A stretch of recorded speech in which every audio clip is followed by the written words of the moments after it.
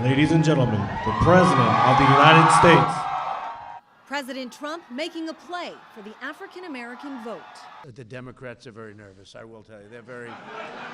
They're supposed to be automatic. They do nothing for you. A recent Black Leadership Summit at the White House drew hundreds of young Black conservatives, quick to rally to the president's defense. There is this idea that we all have to be Democrats, that we all have to think a certain way. It can be very isolating. So what he's doing is impacting and affecting all Americans, and Black Americans should realize that there's nothing racist about that. He loves our country. There's even a blexit clothing line, designed in part by Kanye West, whose Oval Office visit made headlines.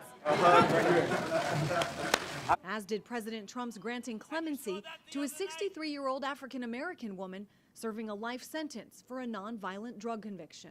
But according to a recent poll from ScottRasmussen.com, just 13% of African Americans approve of the job President Trump is doing.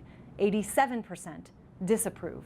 We've seen that the president wants to go back to deregulation. We've seen he wants to go back to making this an economy that's weighted towards the wealthiest 1% as opposed to working Americans. That includes a lot of African Americans. Joel Payne is a Democratic strategist in Washington.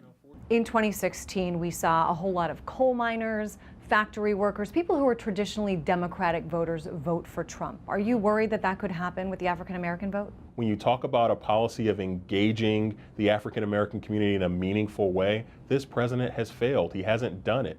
Others disagree. But this hat, it gives me power in a way. In Washington, I'm Christine Frizzell reporting.